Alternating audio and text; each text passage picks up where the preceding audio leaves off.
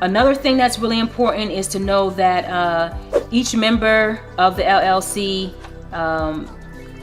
could bind the company in a manager-managed LLC. I'm sorry, a member-managed LLC. But in a manager-managed LLC, that wouldn't be the case. Now, even if you have a member-managed or a manager-managed, remember you still have an operating agreement to restrict or expand the rights of a manager, restrict or expand the rights of a member.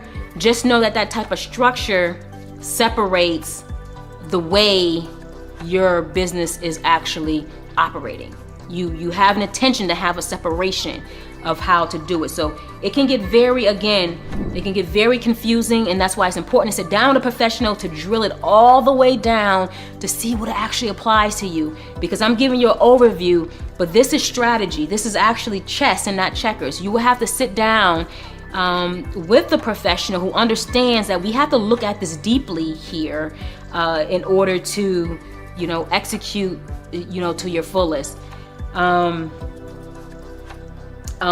Once you have your operating agreement, you have all of the provisions that should apply to the type of company that you have while understanding the particular state law. You want to make sure that you're keeping all of these documents. You want to make sure that you are filing these documents.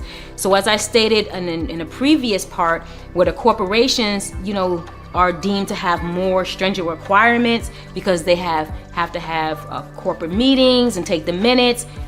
Even if the LLC doesn't require that, that is how you should set yourself up. To be honest with you, how the government sees it, whether we're talking about the courts, how the IRS sees it, or the state level, is if you operate in leniency, then you're probably handling everything that way, everything, and you're going to be more of a target to actually be audited. But if you're doing the things that you need to do and beyond, then it will help you in any situation. It will be something, a tool that you have in your toolbox in order to fix whatever situation may come up. So you want to make sure that you're keeping all company documents. I always say, just in general, depending on what the document is, you're keeping things anywhere between 3 to 5 years. You want to make sure you keep all members, whoever are the members, you want to keep it current. If people move and shift, transfer, leave, and especially if you're not documenting it and you're not doing it the right way as far as transfer, someone just decides, I'm not helping with the company anymore, I'm out. I'm not helping.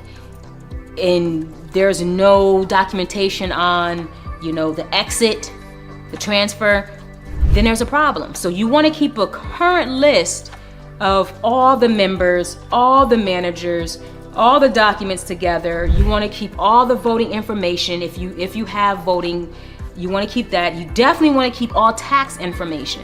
You want to make sure you keep all your tax information. I mean, that's important if you just want to do business in general. The tax information is important, but if anything comes up, we know how the IRS work. They can go back, several years back. You want to make sure you have all the tax and financial information in place.